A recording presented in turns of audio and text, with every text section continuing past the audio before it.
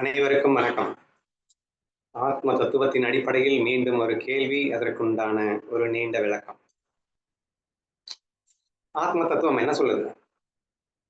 பிரம்மம் ஒக்கட்டே, பிரம்மம் ஒன்றே என்று சொல்லுகிறது இல்லையா? அது மட்டுமே இருக்கிறது, வேறு எதுவும் இல்லை என்றும் சொல்லுகின்றது. இதுதான் ஆத்ம தத்துவமாக இருக்கின்றது. சரிப்பா, பிரம்மத்தை உணர்ந்தவன் ஞானி என்கின்றாய். அப்ப ஞானிகளே பிரம்மத்தை உணர்ந்தவர்கள் சொல்லிக்கிறேன். ஞானி கூட வேணாம் விட்டு. ஆனா அதுலயே நீ டிஃபரன்ஷியேட் பண்ணி காட்டுற இல்ல, பிரம்மம் மாயையின் கலப்பில் இருக்கின்றது அப்படிங்கிற, மாயையின் கலப்பில்லாமலும் பிரம்மம் இருக்குங்கிற. என்னதான் சொல்ல வர்ற? பிரம்மம் மாயையின் கலப்பிலும் இருக்கும், மாயையின் கலப்பில்லாமலும் இருக்கும் அப்படின்னா 2 பிரம்மம் இருக்கா?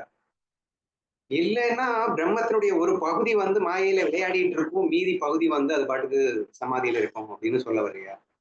மாயையின் கலப்பில்லாமல் இருக்குன்னு சொல்ல வர்றியா? நீ என்னப்பா சொல்ற? பிரம்மம் ஒக்கட்டே ஒக்கட்டேங்கிற. அப்புறம் நீ வந்து எக்ஸ்பிளைன் பண்ணும்போதே வந்து 2 இருக்கிற மாதிரி தெரியுதுல்ல.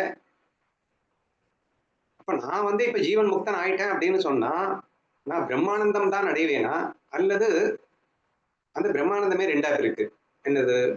லீலையில் இருக்கின்ற பிரம்ம உணர்வு, லீலை செய்யாத பிரம்ம உணர்வு. அப்போ அந்த 2 பிரம்ம உணர்வு இருக்கோ? அப்போ எந்த பகுதியில் நான் இருப்பேன்? அப்போ ஜீவனாக இந்த வேஷத்தில் இருக்கின்ற வரை ஒருவேளை நான் வந்து மாயையில் இருக்கக்கூடிய பிரம்மமா இருப்பேன். இந்த உடலை விட்டதுக்கு அப்புறம், விதேக முக்தி அடைந்ததுக்கு அப்புறம், அதுக்கப்புறம் மேபி நான் ஒருவேளை அந்த மாயையின் கலப்பில்லாத பிரம்மமா மாறிடுவேனோ? எனக்குள்ள இவ்வளவு சந்தேகம் வருதுங்க. சரியா? அப்புறம் ஒரு சந்தேகம் வந்தது. அப்பா பிரம்மம் ஒண்ணுதானே? ஆமா பிரம்மம் ஒண்ணுதான். இதுல என்ன டவுட்? அதுதானே வந்து இப்ப மாயையில இருக்கு. ஆமா இருக்கு. அது ஒரு வேஷம் போட்டது. அஞ்ஞானம், ஞானம் கூட சேர்ந்து கொண்டு வருது. இப்போ ஒருத்தன் வந்து தன்னை மறந்து போயிட்டான். அந்த ஒருத்தன் யாரு? பிரம்மமே தான் பிரம்மத்தை மறந்ததுன்னு சொல்ல முடியும். இல்லையா? அப்போ ஒரே ஒருத்தன் ஞானி ஆயிட்டான். அந்த பிரம்மம் தன்னை உணர்ந்தது அப்படின்னு சொல்லணும். ஒருத்தன் ஞானி ஆயிட்டாலே உலகத்துல அத்தனை பேரும் ஞானி ஆன மாதிரி தானே? அப்படின்னு எல்லாம் கூட டவுட் வரும். ஏதோ பல ஆயிரக்கணக்கான பரபிரம்மங்கள் இருக்கிற மாதிரி. ஏன்னா அப்படி இருந்ததுன்னா கன்ஃபியூஷனே வராது. நிறைய பரபிரமங்கள் இருக்கு. இப்போ ஒண்ணு உணர்ந்துச்சு, இன்னொன்னு உணரல இல்ல. இப்போ ஒண்ணுதானே உணர்ந்திருக்கு. மீதி எல்லாம் உணர்ந்ததுக்கு அப்புறம் அதுவும் வந்து பிரம்மம் ஆகட்டும். இங்க என்ன ஆயிரக்கணக்கான பரபிரம்மம் இருக்கு. ஒண்ணு உணர்ந்துச்சு, ஒண்ணு உணரலன்னு சொல்றதுக்கு. இப்படியான கேள்விகள், சந்தேகங்கள் வருவதற்கான வாய்ப்பு இருந்தால், வராதவங்களுக்கு பிரச்சனை இல்லை. வந்தவங்களுக்கு இந்த கேள்விக்கான விடை காண வேண்டும். ஆனா இந்த கேள்விக்கான விடை காண்பது என்பதுல ஒரு முக்கியமான விஷயம் இருக்குங்க. ஏன்பா எல்லாம் தெரிஞ்சது தானே, டெய்லி டெய்லி நடிப்போம்னு சொல்ல போறேன் என்று நீங்கள் கேட்கலாம். ஆனால் நான் அந்த ஒரே விஷயம், அந்த ஒன்லைன் ஃபார்முலாவை தி வே ஆஃப் பிரசன்டேஷன்ல அந்த உணர்வு ஜஸ்ட் பாருங்க. அந்த ஆத்ம உணர்வு அப்படிங்கிறத நம்ம எப்படி பிடிக்க போறோம் அப்படிங்கிறத கேர்ஃபுல்லா கவனிங்க. இப்ப நான் அந்த ஒரு வரி ஆன்சரை நான் இப்ப பேச போறேன். மேபி 1/2 மணி நேரம் வரலாம். ஆனா அந்த 1/2 மணி நேரம் நான் பேசினதை நானே 10 தடவை கேட்பேன். சரியா? So such an important thing அப்படிங்கிறதையும் சொல்ல வரேன். என்னது ஒன்லைன் ஆன்சர், இது என்ன பெருசா இம்பார்ட்டன்ஸ் நீங்க நினைக்க வேணாம். இந்த ஆன்லைன் விஷயத்தை நான் சொல்ல போறது அப்படிங்கிறது மீண்டும் மீண்டும் கேட்கப்பட வேண்டிய ஒரு விஷயம் அப்படிங்கிறதையும் நான் உணர்த்திவிட்டு என்னுடைய பதிலுக்கு நான் செல்கிறேன். ஓகேவா? சரி. இப்படி ஒரு கேள்வி கேட்டால் அதற்குண்டான பதில் என்ன அப்படிங்கிறது தான் கேள்வி. அதாவதுங்க, நம்ம வந்து இந்த உடல், மனம், புத்தி அப்படிங்கிற ஒரு வேஷம், அந்த பிரம்மம் இந்த உடல், மனம், புத்தி அப்படிங்கிற எக்கச்சக்கமான வேஷங்கள்ல இருக்கு. இந்த வேஷங்கள்ல இருந்து கொண்டு நான் இந்த கேள்வி கேட்டுக்கிட்டே இருக்கேன். நான் பிரம்மத்துல இருந்தேன் அப்படின்னா இந்த கேள்விகளே வராது அப்படிங்கிறது தான் நான் ஆரம்பத்திலேயே சொல்லியிருக்கேன். எனிவே ஃபர்ஸ்ட் பிரம்ம உணர்வை நான் வந்து எக்ஸ்பிளைன் பண்ணிடுறேன். பல வீடியோஸ்ல பல தடவை சொல்லியிருந்தாலும் அகெயின் நீங்க கேட்டுதான் ஆகணும், வேற வழி இருக்கு. இப்ப நீங்க வந்து பிரம்ம உணர்வை ஒரு சூரிய பிரகாசமாக கற்பனை செய்யுங்கள். அந்த பிரம்ம உணர்வு ஒரு பெரிய கண்ணாடியா கற்பனை பண்ணுங்க. அந்த கண்ணாடியில படுது. சரியா? அந்த கண்ணாடிக்கு ஈஸ்வரான்னு பேர் வைங்க. சரியா? ஈஸ்வராங்கிறது பேர் வைக்கிறத விட ஒரு வேஷம், ஈஸ்வரன்கிற ஒரு வேஷமாக மாறுகிறது. ஸோ பிரம்மம் முதலில் எப்படி லீலை செய்ய ஆரம்பித்தது அப்படிங்கிறதான் நான் இங்க எக்ஸ்பிளைன் பண்ணிட்டு இருக்கேன். இதை புரிஞ்சாதான் நான் கேட்ட கொஸ்டினுக்கு விடை காண முடியும். சரியா? அப்போ பிரம்மம் அப்படிங்கிறது ஒண்ணுதான், ஒரே உணர்வு தான். ஆன்சர் முதல்ல டிக்ளேர் பண்ணணும்னா கூட சொல்லிடுறேன். பல பிரம்மங்கள் கிடையவே கிடையாது. சின்ன பிரம்மம் பெரிய பிரம்மம் கிடையவே கிடையாது. பகுதி பகுதியா பிரம்மத்தை பிரிக்கவும் முடியாது. ஸோ இது இஸ் தி ஆன்சர். இதை நம்ம புரிஞ்சுக்கிறதுக்கு நம்ம வந்து இப்போ அனலைஸ் பண்ண போறோம். Let us try. So first thing என்னன்னா, இந்த பரபிரம்மம் அப்படிங்கிறது ஒரே ஒரு உணர்வு தான். இட்ஸ் மெகா கான்சியஸ்னஸ் நீங்க சொல்லிக்கலாம். But consciousness is only one consciousness. சரியா? அந்த ஒரே ஒரு கான்சியஸ்னஸ் மட்டும்தான் இங்க இருக்கு. அந்த கான்சியஸ்னஸ் இப்ப என்ன ஆகுது அப்படின்னா,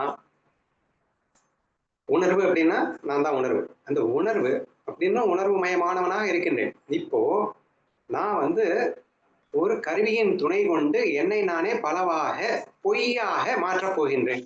சிம்பிள் எக்ஸாம்பிள் அடிக்கடி சொல்றது, நீங்க கற்பனை உலகம்னு ஒண்ணு இருக்குல்ல, நீங்க ஒருத்தர் தானே இருந்தீங்க.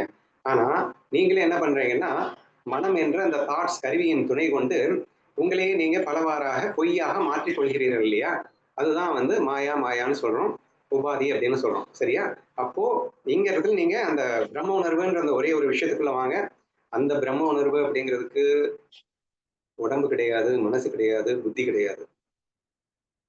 அது வந்து உணர்வு மயமானது அவ்வளவுதான்.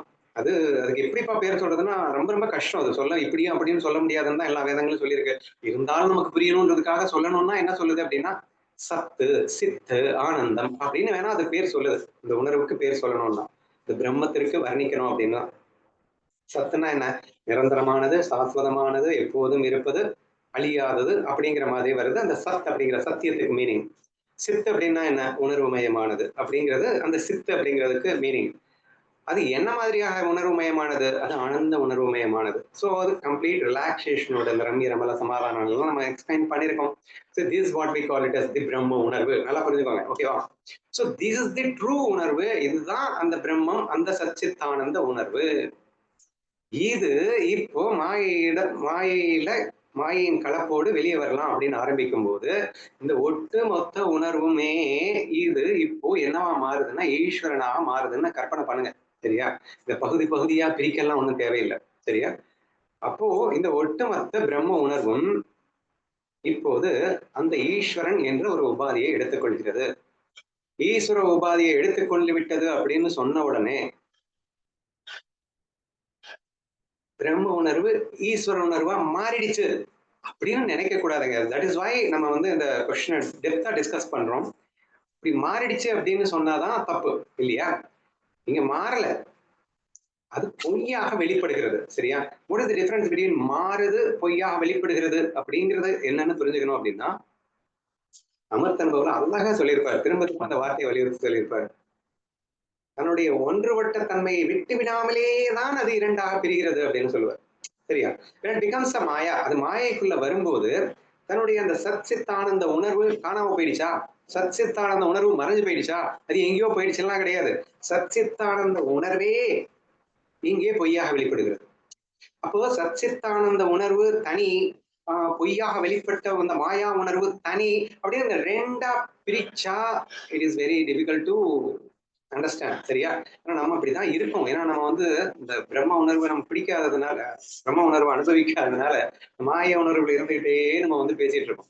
ஆக்சுவலி இது ஒன்லி உணர்வு, இந்த பிரம்ம உணர்வு மட்டும்தான் இருக்கு. இப்ப ஃபர்ஸ்ட் என்னவா மாறிடுச்சு? ஈஸ்வரன் என்ற ஒரு பொய் தோற்றத்தை எடுத்துக்கொண்டது அப்படின்னு புரிஞ்சுக்கணும்.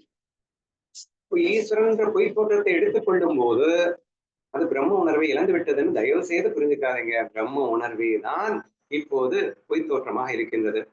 அப்போ இந்த பொய் தோற்றமாக இருக்கும் போதும் பிரம்ம உணர்வு தான் இருக்கு. சரியா? அந்த கொஸ்டினை கேட்டான்ல, நிர்விகல்ப சமாதி உணர்வு வேற, லீலை செய்யும் உணர்வு வேற அப்படின்னு எல்லாம் கிடையாது. அந்த சமாதியில் இருக்கின்ற உணர்வோடு இங்கு லீலை செய்து கொண்டிருக்கிறது. கண்ணன் பிரம்ம உணர்வோடு ஆனால் லீலா உணர்விலே இருக்கின்றான். அல்லது பிரம்ம உணர்வே லீலா செய்து கொண்டிருக்கின்றது. அப்போ ஒன்லி ஒன் உணர்வு. சோ ஓகேவா? இது வரைக்கும் முதல்ல புரிஞ்சுக்கோங்க. சரி, வாட் நெக்ஸ்ட்? ஒரு பெரிய கண்ணாடி அப்படின்னு சொன்னேன். சோ ஈஸ்வரனுடைய வேஷத்திற்கு புரிஞ்சுக்கிறதுக்கா இப்போ அது நல்லா டிரான்ஸ்பேரண்ட் கண்ணாடின்னு கூட வச்சுக்கோங்க.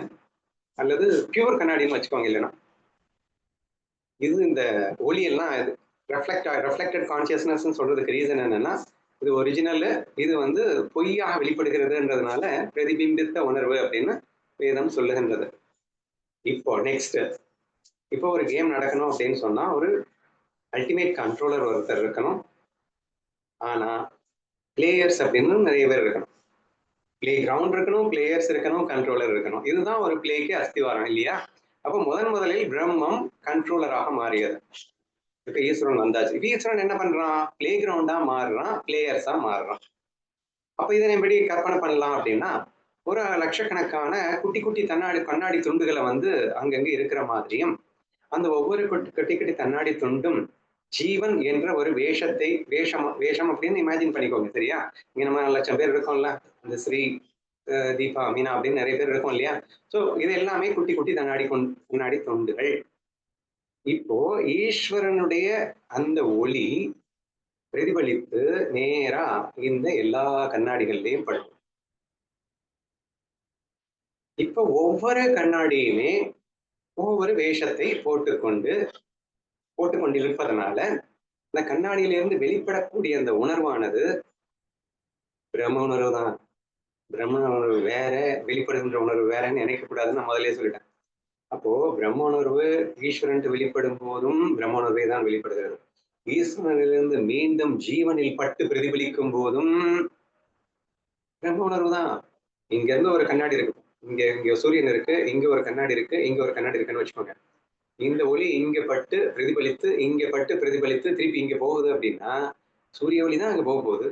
இங்கிருந்து வந்த ஒளி தான் இங்கேயும் வரப்போகுது, இங்கிருந்து வந்த ஒளி தான் இங்கேயும் வரப்போகுது. அல்டிமேட்லி இங்க இருக்கிறது ஒரே ஒரு உணர்வு, பிரம்ம உணர்வு தான் என்பதை மாற்றுக்கருத்தாக நீங்க சொல்லவே முடியாது. ஆயிரம் குட்டி கண்ணாடிகள்ல பட்டு வெளியே வந்தாலும் எல்லாமே பிரம்ம உணர்வு தான் வெளியே வருது. நம்ம ஏன் கன்ஃபியூசன் ஆகுது அப்படின்னு சொன்னா, வெளிப்படுகின்ற இந்த உணர்வு பாத்தீங்கன்னா டோட்டலி வேற வேற ரகத்துல இருக்கு. சரியா? ஒண்ணு கொடூரமா வெளிப்படுது, ஒண்ணு அன்புமயமாக வெளிப்படுது, ஒண்ணு வந்து பயப்படும்படியாக வெளிப்படுது. இந்த உணர்வுகள் ரகம் பாத்தீங்கன்னா எக்கச்சக்கமான ரகங்கள்ல வெளிப்படுறதுனால அது என்னமோ பிரம்மமே வந்து டிஃப்ரெண்டா இருக்கு போல அப்படிங்கிற மாதிரியான ஒரு ஃபீல் நமக்கு வந்து வர சான்சஸ் இருக்கு. பட் ஆக்சுவலி அப்படி இல்லை. ஏன்னா அந்த ஒரே உணர்வு தான் இங்கே வெளிப்பட்டு வந்து கொண்டிருக்கிறது என்பதை நாம் உணர வேண்டும். சரியா? சரி, இப்போ just I have given analogy. ஒரு அனாலஜி மட்டும் தான் இப்போ கொடுத்துருக்கேன். இப்போ இதை பேஸ் பண்ணி இந்த கொஸ்டினுக்கு உண்டான ஆன்சரை நம்ம கண்டுபிடிக்கணும் இல்லையா? பிரம்மத்தின் ஒரு பகுதி சமாதி இருக்கிறது, ஒரு பகுதி லீலை செய்து கொண்டிருக்கிறதா என்ற கேள்விக்கு நம்ம விடை காண போறேன் இப்போ.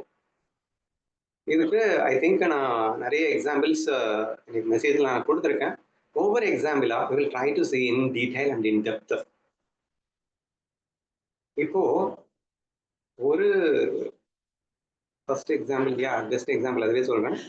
ஒரு பெண் இருக்கின்றால், அந்த பெண்ணானவள் தாயாகவும் இருக்கின்றாள், மகளாகவும் இருக்கின்றாள், மனைவியாகவும் இருக்கின்றாள், அக்காவாகவும் இருக்கின்றாள், தங்கையாகவும் இருக்கின்றாள் என்று எக்கச்சக்கமான ரோல்ஸ் அவ பண்றாளா இல்லையா? நல்லா புரிஞ்சுக்கோங்க. ஒரே ஒரு பெண், ஆனால் அவள் எடுத்துக்கொண்ட வேஷம் எத்தனை? பல வேஷங்கள் எடுத்துக்கொள்கிறாள். அண்ட் இன்ஃபேக்ட் அந்த வேஷத்தை கச்சிதமாகவும் பண்ணுவாள். தன் குழந்தையிடத்தில் நடந்து கொள்வது போல் தன் தாயிடத்தில் நடந்து கொள்வாளா? தன் குழந்தையிடத்தில் கொன்னுடுவேன் அப்படின்னு மிரட்டி இது பண்ணுவா. ஆனா தன் தாயிடத்தில் மரியாதையோடு சொல்லுங்களம்மா என்று செல்லுகின்றார். அப்போ அந்தந்த வேஷத்தை கனகச்சிதமாக செய்யக்கூடியவளாகவும் இருக்கின்றால், கணவனிடத்துல மனைவி ரோல பண்றார்.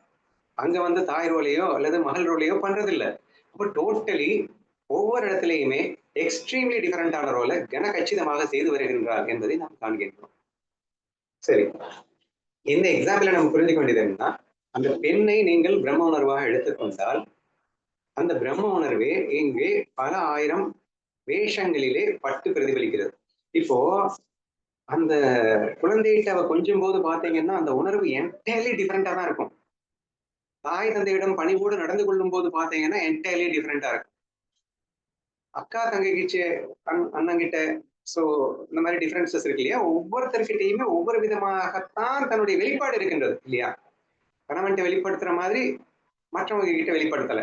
இப்படி ஒவ்வொருவரிடமும் வேற வேற விதமாக வெளிப்படுத்துகின்றாள் என்பதற்காக அவள் வேறு வேறென்று நீங்கள் சொல்வீர்களா? அவளே தாங்க, அவ ஒருத்தியே தான். ஒருவளே எப்படி இப்படி பல்வேறு வேஷங்களை எடுத்துக்கொண்டாலும் அவள் பல அல்ல, அவள் ஒருவளே என்று எப்படி உங்களால் உணர முடிகிறதோ, அப்படித்தான் அந்த பிரம்மம் என்பது ஒட்டுமொத்தமாக இங்கே ஆயிரம் வேஷங்களை தரித்துக் கொண்டிருந்தாலும் அதனுடைய வெளிப்பாடு ஆயிரம் ரகங்கள்ல இருந்தாலும் அதுதான் வெளிப்படுகிறது என்று புரிந்து கொள்ளுங்கள் அப்படின்னு சொல்றோம். இதுல எக்ஸ்ட்ரா பெரிய டவுட் என்ன வரும் அப்படின்னா, ஏங்க இவளுடைய உணர்வு டாமினேஷனா அல்லது அடிமையா இருக்கிறதா எனக்கு புரியல. தான் குழந்தைகிட்ட ஹைலி டாமினேட்டிங் ரோல் பண்றா, தன் தாய் தந்தையர்கள் கிட்ட விழுந்தா பணிவான ஒரு அடிமை ரோல் பண்றா. ஏன் எனக்கு கன்ஃபியூஸ்டா இருக்கு. இவன் அடிமையா அல்லது புரியலையா எனக்கு என்று நமக்கு சொல்ல தோன்றுகிறது. சரியா? நேற்று நம்ம ரொம்ப டெப்தா பார்த்தோம். ஒவ்வொரு அதாவது பிச்சைக்கார வேஷம், பணக்கார வேஷம், பிச்சைக்கார வேஷம் பிச்சைக்கார வேஷத்தை மட்டும்தான் பண்ணணும், பணக்கார வேஷம் பணக்கார வேஷம் மட்டும்தான் போடும் என்று நம்ம விரிவா பார்த்தோம். நாக்கு மூக்காக முடியாது, மூக்கு நாக்காக முடியாது அப்படிங்கிறதெல்லாம் நம்ம பார்த்தோம் இல்லையா? ஆனால் அந்த பெண் என்பதை நீங்கள் பிரம்மம் என்ற கண் கொண்டு நீங்கள் பார்க்கும்போது குழந்தை கிட்ட அடிமையாலாம் இருக்க முடியவே முடியாதுதான். தாயிடத்தில் எகிற முடியாதுதான். கணவனிடத்தில் நடந்துக்கிற மாதிரி வேற இடத்துல நடந்துக்கவே முடியாதுதான். இதெல்லாம் என்டையர்லி கண்டிப்பா முடியவே முடியாது. எப்படி நாக்கு மூக்காக முடியாது அப்படிங்கிறதுக்காக நாக்கு மூக்கு வேற வேறன்னு சொல்ல முடியாதுன்னு நேத்து பார்த்த மாதிரி இந்த இடத்துல இந்த பெண் எக்ஸாம்பிள்ல நீங்க யோசிச்சு பார்த்தீங்க அப்படின்னா எஸ் அப்கோர்ஸ் ஒவ்வொரு இடத்திலும் கண்டிப்பாக இங்க இருக்கிற மாதிரி எங்க இருக்க முடியாது, அங்க இருக்கிற மாதிரி இங்க இருக்க முடியாது. ஆனாலும் அவள் ஒருவரே ஒரே உணர்வுதான் இங்கே ஆயிரம் ஆயிரமாக பிரதிபலிக்கிறது. அப்ப என்ன நீங்க சொல்ல வேண்டியது இருக்குன்னா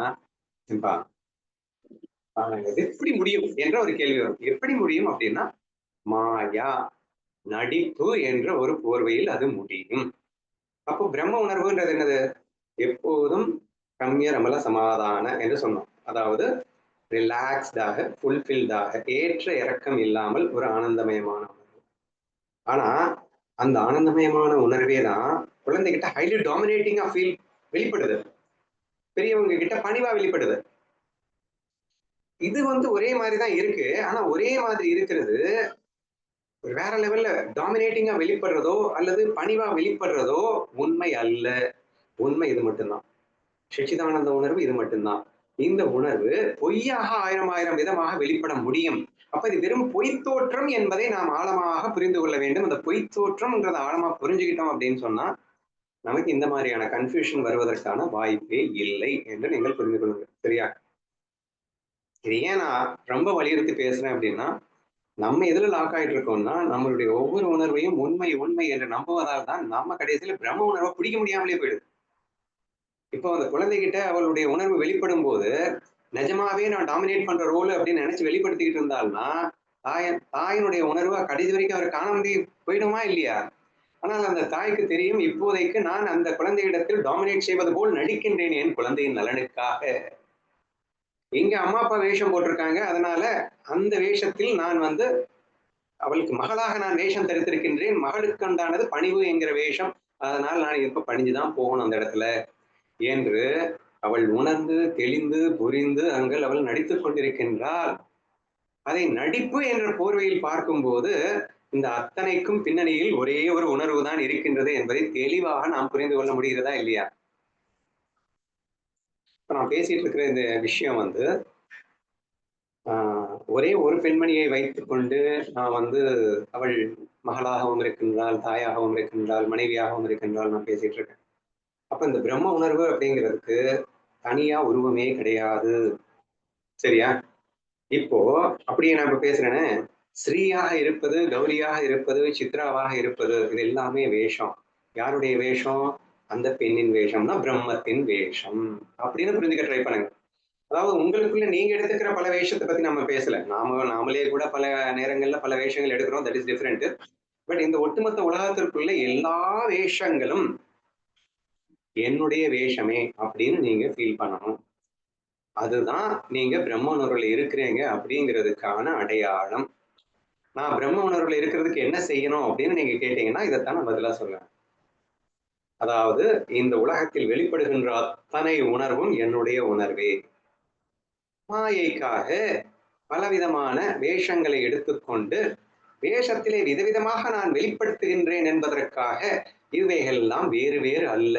அனைத்தும் எனது உணர்வே, என் உணர்வே, நான் ஒருவனே சச்சித்தானந்த உணர்வு மட்டுமாக நான் மட்டுமே இங்க இருக்கின்றேன் அப்படின்னு அந்த அந்த பெண் உணர்வு பேசினா எப்படி இருக்குமோ அந்த பிரம்ம உணர்வு அப்படித்தான் இருக்கும் என்பதை நீங்கள் புரிந்து கொள்ள முயற்சி செய்யுங்கள். ஸோ இது வந்து இந்த எக்ஸாம்பிள் நம்ம புரிஞ்சுக்க ட்ரை பண்றது.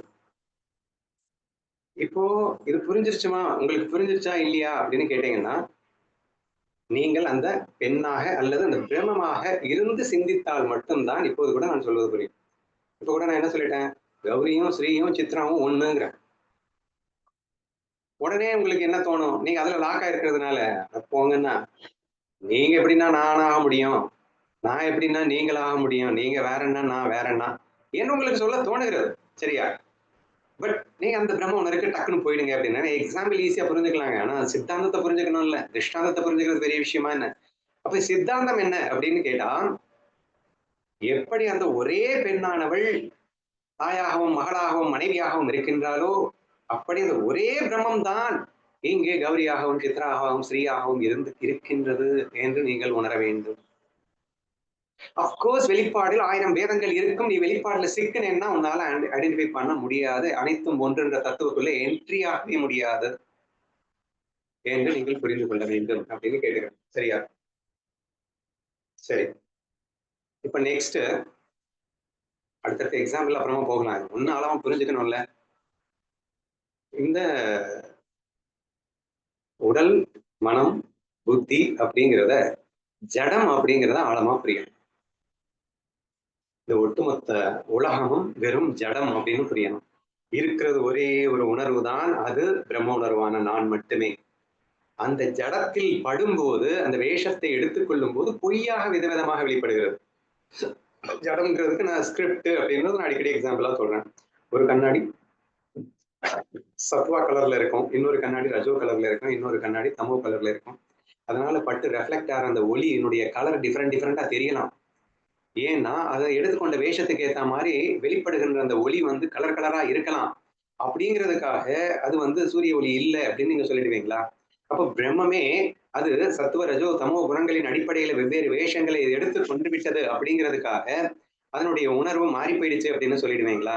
சொல்ல முடியாது. சரி, இப்போ ஏன் திரும்ப திரும்ப அதை வலியுறுத்திட்டு இருக்கேன் அப்படின்னா, நீங்க சத்துவ ரஜோ தமோ உணர்வை நீங்க தனி உணர்வா எடுத்துறாதீங்க. அந்த உணர்வுங்கிறது உண்மை இல்லாத தோற்றம் மாத்திரமே. உண்மையில் பிரம்ம உணர்வே தான் இது இங்கே சத்துவ ரஜோ தமோ குணங்களாக இருக்கின்றதுன்னு ஃபீல் பண்ணுங்க அப்படிங்கிறேன். நீங்க இருக்கோங்க, தமோல கூட இருங்க, ரஜோல கூட இருங்க, எதுல வேணா இருங்க. ஆனா அந்த ரஜோ உணர்வு அப்படிங்கிறது உண்மையில் தோற்றம் தான். எதனுடைய தோற்றம்? பிரம்ம உணர்வின் தோற்றம், பிரம்ம உணர்வின் வேஷம். நீங்க தமோல இருந்துக்கோங்க, அதை ஒரு வேஷமா பாருங்க. பிரம்ம உணர்வு ஆனால் இப்போ தமோ வேஷத்தில் இருக்கிறதுன்னு பாருங்க. யார வேணா எங்க வேணா எப்படி வேணா பாருங்க, அது எவ்வளவு நீங்க கொடூரனா கூட பாருங்க. ஆனா அது பிரம்ம உணர்வு தான் அந்த வேஷத்தில் இருக்கின்றது என்று பார்க்க முயலுங்களேன். இப்படி முயற்சித்தால் நீங்கள் பிரம்ம உணர்வை கைப்பற்றி விடலாம் அப்படிங்கிறது ரொம்ப முக்கியமான விஷயம். ஏன் நம்ம திரும்ப திரும்ப சொல்றோம் அப்படின்னா, இது மனதால் புரிந்து கொள்ள வேண்டிய விஷயம் அல்ல, புத்தியால் புரிந்து கொள்ள வேண்டிய விஷயம் அல்ல. இந்த உடல் மனம் புத்தி என்பதை ஜடம் என்று நாம் கூறிவிட்டோம். இந்த ஜடத்திற்கு உயிர் கொடுத்த பிரம்ம உணர்வாக நான் இருக்கின்றேன் என்பதை, நீங்கள் அதுவாகத்தான் இருக்கிறீர்கள் என்பதை நீங்கள் ரெகக்னைஸ் மட்டும் பண்ணா போதும். ஏன் சொல்றேன்னா, நான் பிரம்மம், நான் பிரம்மம், நான் பிரம்மம் அப்படிங்கிறது நீங்க சொல்லிட்டா மட்டும் நீங்க பிரம்மம் ஆயிட முடியாது. ஏன்னா நான் பிரம்மம், நான் பிரம்மம் நீங்க எதுல பேசிட்டு இருக்கீங்கன்னா மனசுல பேசிட்டு இருக்கீங்க. மனம் கடந்த நிலையில் இருக்கின்றது பிரம்மம். அகம் பிரம்ம அஸ்மி, அகம் பிரம்மாஸ்மின்னு சொல்லுங்கன்னு அப்கோர்ஸ் வேதம் சொல்லுது, நான் இல்லைன்னு சொல்லல. ஆனா அகம் பிரம்மாஸ்மின்னு சொல்லிட்டு இருக்கிற வரைக்கும் நீ ஞானி இல்லைன்னு சேர்ந்துதான் சொல்லுது. நான் பிரம்மம், நான் பிரம்மம் என்று சொல்லுவதல்ல ஞானம், பிரம்மமாக இருத்தலே ஞானம். சரியா? சோ அப்படிங்கறத ரொம்ப தெளிவா அந்த வேதமே சுட்டி காட்டி இருக்கு. பை பிராக்டிஸ் இதை பண்ணுங்க அப்படின்னு சொல்லுது, நான் இல்லைன்னு சொல்லல. பட் பிராக்டிஸே, அதாவது எந்த அளவிற்கு இவன் பயிற்சி செய்கின்றானோ அந்த பயிற்சியே இவனுக்கு வில்லங்கமாக மாறி இவனை ஞானியாக விடாமல் தடுக்கின்றதுன்னு ஒரு ஸ்லோகத்துல சொல்லியிருப்பார். அழகா வரும் அந்த வார்த்தைகள், எனக்கு கரெக்டா ஓர்வையா வரல. அதாவது எந்த அளவிற்கு இவன் முயற்சிக்கின்றானோ அந்த அளவிற்கு அதுவே இவனுக்கு தடைகளாக ஏற்பட்டு விடுகிறது அப்படிங்கிற மாதிரி ஒரு விஷயம். அது சொல்ல வேண்டிய அவசியம் என்னன்னா, நீ முயற்சி எதுல பண்றன்னா மனசு புத்தியில தான் பண்ற. உன் மனசு புத்தியை எந்த அளவுக்கு ஸ்ட்ராங்கா யூஸ் பண்றியோ அந்த அளவுக்கு ஸ்ட்ராங்கா மனசு புத்தியில சிக்கி போயிடுவ. மனசு புத்தி நான்கிறதுல சிக்கி போயிடுவ. மனசு புத்தி வெறும் ஜடம், அது வெறும் வேஷம்.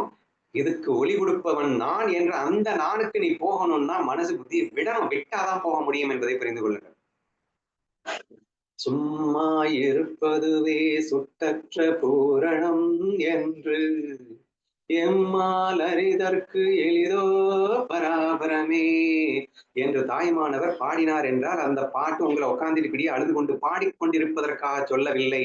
அந்த பாட்டு அவர் அவ்வளவு இறங்கி பாடியிருக்காரு அப்படின்னு அவராலேயே முடியலையோ அப்படின்றதுக்காக சொல்லல. சும்மா இருக்கணும்னு உங்களுக்கு வலியுறுத்துறதுக்காக சொல்லப்பட்டது. சும்மா இருந்தா மட்டும்தான் நீங்க அந்த பிரம்ம உணர்வுல இருக்க முடியும்ங்கிறதை புரிந்து கொள்வதற்காக சொல்லப்பட்டது. நீங்கள் மனதையும் புத்தியையும் யூஸ் பண்ணிட்டு இருக்கிற வரைக்கும் நான்ல சிக்கி போறதுக்கான வாய்ப்புகள் அதிகமா இருக்குன்னு சொல்ல வரேன். ஏன்டாப்பா இப்பதான் இவ்வளவு நேரம் பேசிட்டு இருந்தேன், இந்த பிரம்ம உணர்வு தான் உடல் மனசு புத்தியை யூஸ் பண்ணிட்டு இருக்கு, நீங்க யூஸ் பண்ணி அது பொய் உணர்வா வெளிப்படுத்திட்டு இருக்குன்னு சொன்னீங்க. இப்ப நீ என்ன பேசிட்டு இருக்க அப்படின்னா, பிரம்ம உணர்வில் இருந்து கொண்டு பொய்யாக உன் உடல் மனம் புத்தியை பயன்படுத்துவதை பற்றி நான் இங்கே பேசவில்லை.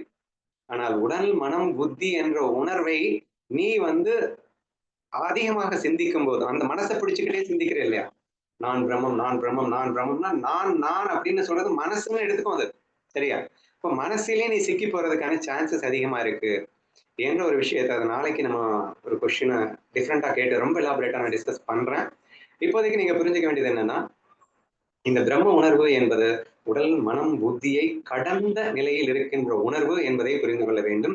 ஆதலால் தான் அது 1000 உடல் மனம் புத்திகளின் மேல் படும்போதும் கூட அந்த உணர்வு ஒரே உணர்வாகத்தான் இருக்கின்றது. இது வெளிப்படுகின்ற இந்த வெளிப்பாடு மட்டும்தான் வித்தியாசமாக இருந்து கொண்டிருக்கின்றது என்பதை புரிந்து கொள்ள வேண்டும். ஓகேவா? ஓரளவுக்கு டவுட் தீர்ந்திருக்குன்னு நினைக்கிறேன். இப்ப நெக்ஸ்ட் எக்ஸாம்பிள் என்ன காட்டியிருக்கேன் அப்படின்னா, ஒரு கண்ணாடி, நிறைய கண்ணாடி இருக்கு. ஒரு குட்டி கண்ணாடி இருக்கு, ஒரு பெரிய கண்ணாடி இருக்கு. ஒரு சூரிய பிம்பம் அந்த குட்டி கண்ணாடியில படும்போது சின்னதா தெரியும். பெரிய கண்ணாடியில அந்த சூரியன் உங்களுக்கு கண்ணுக்கு பெருசா தெரியும். சரியா? அப்போ அந்த வேஷத்தின் உபாதியின் பேதத்தை கொண்டு வேஷத்தின் அளவை கொண்டு ஓரறிவு வேறதான், ஆறறிவு வேறதான். சரியா? ஓரறிவுலையும் அந்த பரபிரம்ம உணர்வு தான் இருக்கு, ஆறறிவுலையும் அந்த பரபிரம்ம உணர்வு தான் இருக்கு. ஓரறிவுல பாத்தீங்கன்னா லூசு முட்டாளு அப்படின்னு சொல்லிடுறோம். 5 அறிவே முட்டாளுன்னு தான் பேசிட்டு இருக்கோம். ஆனா 6 அறிவு வேற ரேஞ்சில இன்னைக்கு இன்வென்ஷன் பண்ணிட்டு இருக்கோம், அதை பண்றான் இதை பண்றான்னு பேசிட்டு இருக்கோம். ஆனா 2க்குள்ளயும் இருக்கிறது ஒரே உணர்வு தான், 2யும் ஆட்டுறது ஒரே உணர்வு தான். அந்த ஒரு உணர்வு தான் 2 வேஷத்தையும் போட்டுட்டு இருக்கு. ஆனா இந்த வேஷம் இவ்வளவுதான் வெளிப்படுத்தும். 6 அறிவு உள்ள வேஷம் அவ்வளவுதான் வெளிப்படுத்தும். அட் தி சேம் டைம் உணர்வே வேற வேற அப்படின்னு நினைச்சிடக்கூடாது. ஆனா பாக்குறதுக்கு வேறையா தானே தெரியுது. ஏங்க இவ்வளவு பெரிய சூரியன் இருக்கு, இது குட்டியால இருக்கு. அப்போ இது குட்டி சூரியன், அது பெரிய சூரியன் சொல்ல போறியா? இந்த லூசு பையில சூரியன் ஒண்ணுதான்டா. அது பட்டு பிரதிபலிக்கும் போது உபாதியின் பேதத்தை கொண்டு அது சிறுசாக பெருசாக வித்தியாசமா தெரியும். தெரியும் என்பதற்காக அது உணர்வு அது ஒண்ணுதான் என்பதில் நீ குழம்பாதே என்று நாம் சுலபமாக சொல்லி புரிய வைக்க முடியும் இல்லையா? அதே மாதிரி சூரியனுடைய ஒரு பகுதி இந்த குட்டி கண்ணாடியிலையும் நிறைய போர்ஷன் ஆஃப் சூரியன் பெரிய கண்ணாடியில விழுந்துருச்சு போல, அதனால அது பெருசா தெரியுது. ஒரு குட்டி போர்ஷன் ஆஃப் தி சூரியன் மட்டும் இந்த சின்ன கண்ணாடியில விழுந்துருச்சு போல, அது சின்னதா தெரியுது. டோட்டலி இல்லாஜிக்கலா இருக்கு. சரியா? இட் இஸ் இம்பாசிபிள் அப்படிங்கிறது நம்மளால ஈஸியா புரிஞ்சுக்க முடியுது அப்படின்னு நான் நினைக்கிறேன். சரி, வேற என்ன எக்ஸாம்பிள் டிஸ்கஸ் பண்ணணும்? இன்னொன்னு மிரர் எக்ஸாம்பிள் ஒன்று டிஸ்கஸ் பண்ணலாம். 4 எக்ஸாம்பிள் டிஸ்கஸ் பண்ணலாம். இன்னொரு எக்ஸாம்பிள் பாருங்க. இந்த கண்ணாடி எக்ஸாம்பிளையும் கொஞ்சம் டிஃபரெண்டா சொல்றேன். இந்த கிண்டியில சயின்ஸ் அண்ட் டெக்னாலஜி பார்க்லாம் நீங்க போனீங்கன்னு வச்சுக்கோங்களேன், இல்லைன்னா நிறைய எக்ஸிபிஷன்ஸ்ல கூட வச்சிருப்பாங்க இந்த கண்ணாடிகள் அறை அப்படின்னு சொல்லிட்டு.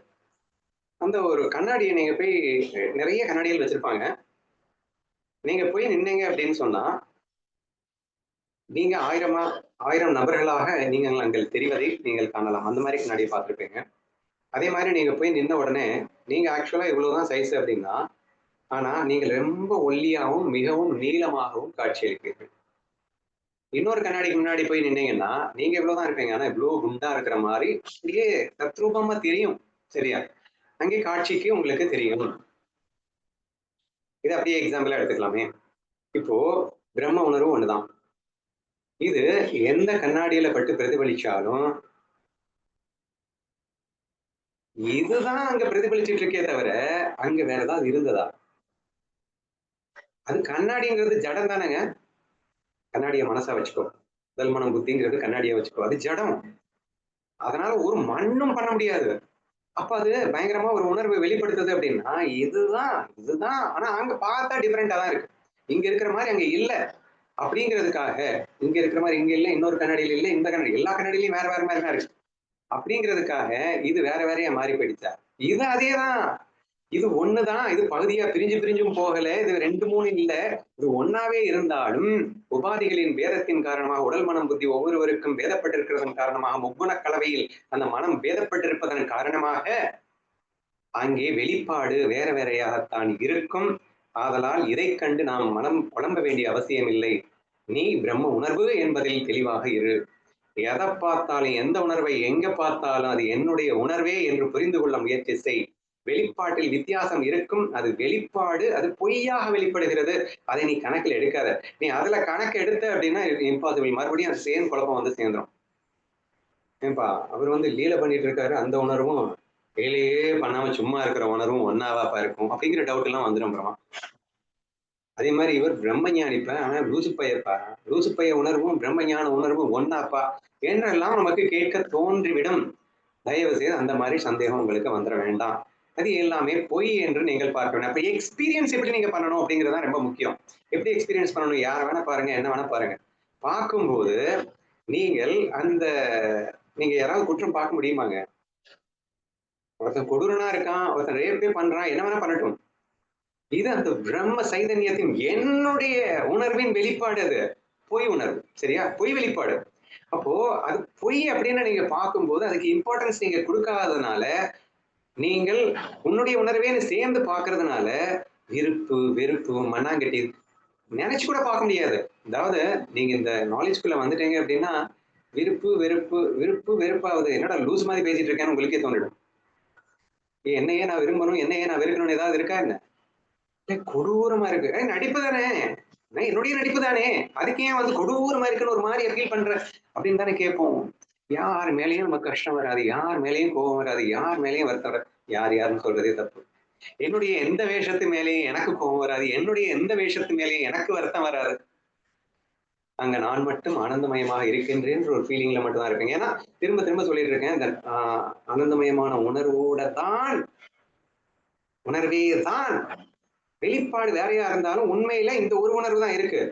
அதனாலதான் திரும்ப திரும்ப சொல்லிட்டு இருக்கேன். ஏன்னா ஆனந்த உணர்வு தான் இங்கே அழுது கொண்டிருக்கிறதுன்னு வச்சுக்கோங்களேன். ஆனந்த உணர்வு அழுமாங்க அப்படின்னு கேட்டா, ஆமாப்பா ஆனந்த உணர்வு தான் அழுதுகிட்டு இருக்குல்ல, சந்தேகமே வேண்டாங்கிறேன் நானு. ஆனந்த உணர்வு போய் அழுதுன்றீங்க. ஆனந்த உணர்வு அழுற மாதிரி நடிக்குது. ஈஸியா புரியுதுல? அப்போ நீங்க எதை பார்த்தாலும், யாரை பார்த்தாலும் நடிக்குது, நடிக்குது, நடிக்குதுன்னு பார்த்துட்டீங்கன்னா, நீங்க இந்த உணர்வுல ஸ்டிக் ஆயிடலாம். இந்த நான் ஆனந்த உணர்வு அப்படிங்கிறதுல ஈஸியா ஸ்டிக் ஆயிடலாம். நீங்க அந்த உணர்வை நீங்க உண்மைன்னு பார்த்துட்டீங்கன்னு வச்சுக்கோங்க. அழுகிறத உண்மைன்னு பார்த்துட்டீங்கன்னா, அப்புறம் ஆனந்த உணர்வு காணாம போயிடும். ஆனந்த உணர்வு தான் உண்மை. அது அழுவது நடிப்புன்னு பார்த்துட்டீங்கன்னா, இங்க கன்ஃபியூஷனுக்கு இடமே இல்லை என்று புரிந்து கொள்ள முடிகிறதா அப்படின்னு கேட்கிறேன். சரியா? சரி. இப்போ இன்னொரு உதாரணமும் சொல்லலாம். அது என்னன்னா, கடல் அலைகள் அப்படிங்கிற எக்ஸாம்பிள் எடுத்துக்கலாம். கடல்ல இருந்து ஒரே ஒரு துளி எடுத்து லேப்ல கொடு. கடல்ல இருந்து ஒரு குடம் தண்ணி எடுத்து லேப்ல கொடு. அந்த லேபினுடைய டெஸ்ட் ரிப்போர்ட் ஒண்ணா இருக்குமா? வேற வேறையா இருக்குமா? ஒண்ணா தானங்க இருக்கும். கண்டிப்பா அந்த டெஸ்ட் ரிப்போர்ட் ஒன்று என்றுதான் சொல்லும். அதனால நான் திரும்ப திரும்ப சொல்லிட்டு இருக்கேன். ஆனந்த உணர்வே தான் அழுதுட்டு இருக்குன்னு நான் சொல்றதுக்கு ரீசன் அதுதான். அழுகின்ற உணர்வு என்று தனியாகவும், ஆனந்த உணர்வு தனியாகவும் இல்லவே இல்லை. இங்க இருப்பது ஆனந்த உணர்வு மட்டுமே. ஆனால் அது நடித்துக் கொண்டிருக்கிறது அப்படின்னா அதை கணக்கில் எடுக்காத. அது பொய் உணர்வு. இப்போ உண்மை உணர்வு அங்க டீப்பா திங்க் பண்ணி பார்த்தா, டீப்பா உள்ள போய் பார்த்தா அங்க இருக்கிறது ஆனந்த உணர்வுன்னு உன்னால கண்டுபிடிச்சிட முடியும். அங்க அழுகின்ற உணர்வு அப்படிங்கிறது இல்லை. இது இப்படி வெளிப்படுது. சும்மா நாச்சுக்கு நடிக்குது என்ற ஒரு உணர்வோடு நீங்கள் பார்க்கும்போது, அப்ப லேப்ல டெஸ்ட் பண்ணி தான் பார்க்கணும். அது இல்லைன்னா நீங்க அழுகிறவரும் உண்மைன்னு வேற சொல்லிடுவீங்க. அது டெஸ்ட் பண்ணி பார்த்தாதான் தெரியும். அடச்சி இது ஆனந்த உணர்வு தான். அழுகின்ற உணர்வும் ஆனந்த உணர்வு தான் என்று கண்டுபிடித்து விடலாம் அல்லவா? அந்த துளி அப்படிங்கிறது டெஸ்ட் பண்ணி பார்த்தீங்க. பெரிய குடத்து தண்ணியும் டெஸ்ட் பண்ணி பார்த்தீங்க. கடைசியில பார்த்தா 2ன்னு வருதுப்பா ரிப்போர்ட். 2 1ன்னு வருதுப்பா ரிப்போர்ட். அப்போ அது எப்படிங்க? நீங்க இவ்வளோண்டு இருக்குங்க ஒரு துளி. அதுவும் வந்து ஒரு கடல். அவ்வளவு பெருசு இருக்குங்க. அதுவும் இதுவும் எப்படிங்க ஒண்ணு அப்படின்னு கேட்க முடியுமாங்க? அது அப்படித்தான்ப்பா. இப்போ அந்த அலைகள், சிற்றலை, பெரிய அலை என்ன வேணா இருக்கட்டும், அது உபாதிகள், அது வேஷங்கள். ஆனால் அந்த ஒரே ஒரு கடல் தான் இங்கே குட்டி அலையாம இருக்கு, பெரிய அலையாம இருக்கு, அலை இல்லாமலும் இருக்கிறது. அதுதான் சமாதி நிலை. அலை எடுத்துக்கொள்ளாமலும் கடலை தான் இருக்கிறது, அலையோடும் கடலே தான் இருக்கிறது என்றெல்லாம் நாம் பார்த்து கொண்டிருக்கின்றோம். அந்த பெண் எக்ஸாம்பிள் சொன்னேன் இல்லையா, அந்த பெண் எக்ஸாம்பிள் நீங்க இதை கூட கணக்கில் எடுத்துக்கலாம். அதை மெசேஜ்ல நான் கோடிட்டு காட்டியிருந்தேன்.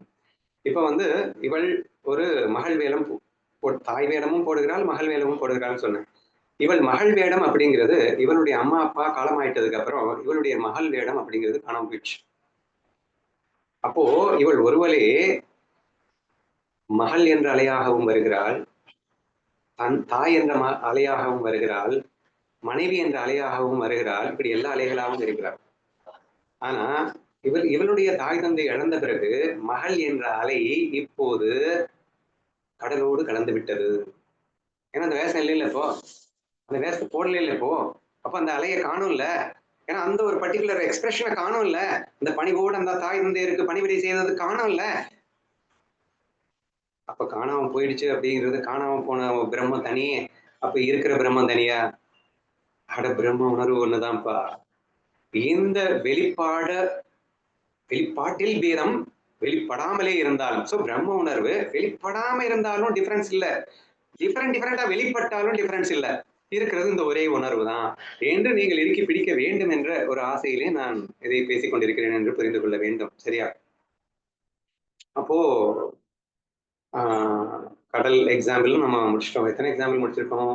உறவு எக்ஸாம்பிள் முடிச்சிட்டோம், கடல் எக்ஸாம்பிள் முடிச்சிட்டோம், கண்ணாடியில 2 எக்ஸாம்பிள் முடிச்சிட்டோம். சரி, இதுக்கு மேலேயும் டவுட் வர்றதுக்கு சான்சஸ் இல்லை அப்படின்னு தான் நினைக்கிறேன். எனிவே, இந்த ஒட்டுமொத்தமா நான் அடிக்கடி பேசிட்டு இருக்கதான் ஒரு வரி ஃபார்முலாவை தான் இப்படி ஏன்பா திரும்ப திரும்ப பேசிட்டு இருக்கு அப்படின்னா, இவ்வளவும் நம்ம புரிஞ்சுக்கிட்டதுனால எனக்கு என்ன நன்மை, இதை நான் எப்படி பிராக்டிஸ் பண்ண போறேன் என்ற ஒரு இதுதான் ரொம்ப ரொம்ப முக்கியம். ஏன்னா இதெல்லாம் தெரிஞ்சுக்கிட்டு நானும் வந்து 4 பேரை நம்ப நினைக்கிறதுக்காக நம்ம வந்து பேசிட்டு இருக்கல. அந்த உணர்விலேயே நாம் உணர்வாக, பிரம்ம உணர்வாகவே இருந்து கொண்டு, ஆனால் அதன் வெளிப்பாட்டிலே சிக்கொண்டு அதுவே நான் என்று நினைக்கின்ற மடமையை ஒழித்து, நான் வேஷம் அல்ல, நான் வேஷம் போட்ட பிரம்மம் என்ற அந்த ஒரு ஃபீலிங்குள்ள நம்ம என்ட்ரி ஆறதுதான் இந்த சத்சங்கத்தின் நோக்கம் என்பதை நீங்கள் தெளிவாக புரிந்து கொள்ள வேண்டும். அப்ப என்ன பிராக்டிஸ் பண்ணணும்? So simple practice. உணர்வுகளின் வெளிப்பாடை கண்டு நீ அதில் 1000 வேதங்கள் இருந்தாலும் அதை பிரம்மத்தின் வெளிப்பாடு தான், ஆனால் பொய் வெளிப்பாடு என்று பார்த்துரு. ஏன்னா இருக்கிறது பிரம்மம் மட்டும்தானே, அப்ப பிரம்மத்தின் வெளிப்பாடு தான், ஆனால் பிரம்மத்தின் உண்மை வெளிப்பாடு அல்ல, பிரம்மத்தின் பொய் வெளிப்பாடு என்று அதை நெக்லெக்ட் செய்ய பழகுங்கள் என்று சொல்ல வருகிறது. நெக்லெக்ட் செய்ய பழகுங்கள்னா என்ன அர்த்தம்? என்னுடைய அந்த நான் அழும்போது என்னுடைய அழுகையை நெக்லெக்ட் பண்ண, நான் ரொம்ப குதிக்கும் போது என்னுடைய குதித்தலை நெக்லெக்ட் பண்ண, நான் நடிக்கிறேன்னு ஃபீல் பண்ணணும்னு சொன்னேன் இல்லையா? அப்போ இதை நடிப்புன்னு நீங்க பார்க்கும் போதே இதை ரொம்ப ஈஸியா நெக்லெக்ட் பண்ணிட்டு, இந்த நடிப்புக்கு பின்னாடி உள்ளது ஆட்டோமேட்டிக். இதை நெக்லெக்ட் பண்ணாதாங்க நம்ம வந்து பிரம்மத்தை பிடிக்க முடியும். அதுக்காக நான் சொல்லியிருக்கேன் திரும்ப திரும்ப. என்னில் வருகின்ற இந்த சச்சிதானந்த உணர்வை தவிர்த்து, இந்த சம்ய ரமல சமாதானம் என்று சொல்லப்படுகின்ற ரிலாக்ஸேஷன் உணர்வை விட்டு நான் மேல போகும்போதோ கீழே போகும்போதோ அதை நெக்லெக்ட் பண்ணுங்க இந்த சென்ஸ் தட் அதை நடிப்பு என்று உணருங்கள்னு சொல்லுவாங்க. நடிப்புன்னு பார்த்தா ஆட்டோமேட்டிக்கா நெக்லெக்ட் தானே பண்ண போறீங்க. ஒருத்தன் கொடூரமா ஒருத்தன் ரேப் பண்ணதை வந்து நீங்க கண்டுக்கவே மாட்டீங்க, ஏன்னா நடிப்பா பாக்குறீங்க, நெக்லெக்ட் பண்ணிட்டீங்க. அதை ஒரு கண்டுக்கல அப்படின்னா என்ன அர்த்தம்? So this is way I am telling you, don't give more importance for that அப்படின்னு சொல்றேன். சரியா? இன் டோட்டலா பாத்தீங்கன்னா உங்கள் மனசு புத்திக்கே நான் இம்பார்ட்டன்ஸ் கொடுக்காதீங்கன்னு சொல்றேன். அப்கோர்ஸ் ஆரம்பத்துல மனமா சூழலான்ற ஒரு ஒரு டாபிக்கை வச்சு உங்கள் மனதை சுத்தப்படுத்துங்கள் அப்படிங்கிறதுக்காக மனம்னு பேசின வாஸ்தவம் தான். ஆனா நான் இப்ப பேசிட்டு இருக்கிறது அந்த மனசு புத்திய டம்மி பண்ணுங்கன்னு சொல்லிட்டு இருக்கு. மனசு புத்தியை நீங்க எந்த அளவுக்கு யூஸ் பண்றீங்களோ அந்த அளவுக்கு பிரம்ம உணர்வுல நீங்க இருக்காம மாயில சிக்கிறதுக்கான வாய்ப்புகள் அதிகமா இருக்கு. இந்த வேதரை கணுவேன்னு அடிக்கடி டிஸ்கஸ் பண்ணிட்டு இருக்கேன் இல்லையா, அதையும் நல்லா யோசிச்சு பாத்தீங்கன்னா, ஏன் வேதம் வந்து முதலில் நீ பிரம்ம உணர்வில் திளைக்க பழகு, பிரம்ம உணர்வில் திளைக்க பழகு, நீ மாயை உண்மையான நம்பி செத்து சிந்தாம அது போகும், அதை ஃபர்ஸ்ட் மாயைன்னு சொல்லி நெக்லெக்ட் பண்ணு. மாயை நெக்லெக்ட் பண்ணும்போதுதான் உன்னுடைய பிரம்ம உணர்வே உனக்கு புரியும், நீ யார் என்றே புரியும். அதுக்கப்புறம் நீ மாயில புகுந்து ஆடிக்கோ, that is secondary. But what is the primary goal of our life? I should feel who am I, நான் பிரம்மம் என்று உணர வேண்டும். இந்த உபாதியிலே இருக்கக்கூடிய அந்த வேதங்கள் எல்லாம் போய் இது வெறும் நடிப்பு என்று நான் உணர வேண்டும் என்றால், என்னில் எழுகின்ற உணர்வாகட்டும் அல்லது அடுத்தவர்களில் நான் காண்கின்ற உணர்வாகட்டும் அந்த சாந்தி உணர்வு என்ற பிரம்ம உணர்வை இல்லாமல் வேறு எப்படி பார்த்தாலும் பிரம்ம உணர்வு எப்படி நடிக்குது, அல்லது நான் அப்படி நடிச்சிட்டு இருக்கேன், நான் தான் பிரம்மம், என்னுடைய பிரம்ம உணர்வே தான் எல்லா இடத்துலயும் இருக்கு, பட்டு பிரதிபலிக்குது, அது வெறும் நடிப்பு என்று நெக்லெக்ட் செய்ய நாம் கற்றுக்கொண்டால் கண்டிப்பாக நாம் நம் உணர்விலே திளைக்க முடியும் என்ற ஒரு விஷயத்திற்காகத்தான் ஒரே விஷயத்தை திரும்ப திரும்ப பேசுகிறேன் என்று நீங்கள் கோபித்துக் கொண்டாலும் பரவாயில்லை என்று மீண்டும் மீண்டும் பேசிக் கொண்டிருக்கின்றோம். அண்ணா, எனக்கு ஒரு எக்ஸாம்பிள் தோணுது. ரம்ய ரமல சமாதானம் சொல்லும் போதும் அந்த மாயையை நெக்லெக்ட் பண்ணுன்னு சொல்லும் போதும் இப்போ செஸ் காயின்ஸ் இருக்குல்லன்னா, ஒரு பெட்டிக்குள்ளேயே கருப்பு காயினும் வெள்ளை காயினையும் சேர்த்துதான் வைப்போம். இப்போ அந்த பெட்டிக்குள்ள இருக்கக்கூடிய அத்தனை காய்களுமே வந்து விளையாட்டுக்காக வெளியில வருது. இப்போ இந்த பக்கம் ஆப்போனன்ட் டீமா கருப்பு காயின், அந்த பக்கமா வெள்ளை காயின்ஸ் இருக்கு. ஆனா அங்க இந்த மாய விளையாட்டு விளையாடினாலும் கூட அந்த காயின்ஸ் பார்த்தோம்னா 2 சைடுல உள்ளதுமே ஈக்குவலா தான் இருக்கும். அப்போ அந்த விளையாட்டுங்கிறத மட்டும் நெக்லெக்ட் பண்ணா போதும், சரி அந்த மாயை மட்டும் நெக்லெக்ட் பண்ணா போதும், திரும்ப வந்து கலக்க போறது ரம்ய ரமல சமாதம் முடிஞ்சது. கேம் முடிஞ்சதுக்கு அப்புறமா எங்க போகுது அப்படின்னா பெட்டிக்குள்ளதான் திரும்ப போகுது. சோ ரம்ய ரமல சமாதானத்துக்கு தான் போகுது. அப்ப நம்ம விளையாட்டு விளையாடும் போது மட்டும் மாயையில சிக்காம அந்த மாயையை அந்த நெக்லெக்ட் மட்டும் பண்ணிட்டா சோ இருக்கிறது மொத்தமே வந்து பிரம்மன் தான், இங்க விளையாட்டுக்காக பொய்யாக இங்க தோற்ற மாத்திரமாக விளையாட வருது அப்படின்னு எடுத்துக்கலாம்ல. சொன்னதுல அப்படிதான் சொன்னியான்றதை மட்டும் பாத்துக்கோ. அதாவது விளையாடுவதற்கு முன்னால் எப்படி அது இருந்ததோ அப்படியேதான் விளையாடும் போதும் இருக்கிறது அப்படின்னு புரிஞ்சுக்கணும். ஆனா விளையாட்டிலே வெளிப்படும் விதம் கண்டிப்பா டிஃப்ரெண்டா தான் இருக்கும். ஆனா ஏதோ ஒண்ணு வந்து டிஃப்ரெண்டா வெளிப்படல, இதுதான் டிஃப்ரெண்டா வெளிப்படுத்திக்கிட்டு இருக்கு. இதேதான் அங்க இருக்கு, வேற எதுவோ கிடையாது. அப்ப சச்சிதானந்த உணர்வு விளையாடி முடிச்சதுக்கு அப்புறம் வந்துரும், விளையாடுறதுக்கு முன்னாடி இருக்கும் அப்படின்னு இல்ல, விளையாடும் போதும் அதே சச்சிதானந்த உணர்வே தான் இருக்கின்றது. ஆனால் அது காண்பதற்கு டிஃப்ரெண்டா வெளிப்பாட்டை கண்டு நாம் மயங்கியதால் அந்த பிரம்ம உணர்விலிருந்து நாம் விலகி ரொம்ப தூரமா வந்துடுறோம். ஆக்சுவலா அந்த பிரம்ம உணர்வு மட்டும்தான் எங்கும் இருக்கிறது, எப்போதும் இருந்து கொண்டிருக்கிறது. மாயையின் கலக்கும் போதும் பிரம்ம உணர்வு தான், மாயையின் கலப்பில்லாமல் இருக்கும் போதும் பிரம்ம உணர்வு தான். அது ஒரு அலையை எடுத்துக்கொண்டாலும் பிரம்மம் தான், அது அலையை எடுக்காமல் இருந்தாலும் பிரம்மம் தான், அது அலையாக விளையாடினாலும் விளையாடவில்லை என்றாலும் ஓடினாலும் நின்றாலும் அங்கே இருப்பது அந்த பிரம்ம உணர்வு மட்டுமே தான். அந்த உணர்வுகள் வெளிப்படுவதுன்றது பொய் உணர்வுன்றது சேர்ந்து புரிஞ்சுக்கும் போது அதை ஈஸியா நெக்லெக்ட் பண்ணிட்டு ரொம்ப ஈஸியா அந்த பிரம்ம உணர்வை நம்மளால கேப்சர் பண்ண முடியும் என்பதைத்தான் இவ்வளவு நேரம் நம்ம பேசினோம் அப்படின்னு நினைக்கிறேன். சரிண்ணா, ஓகேண்ணா.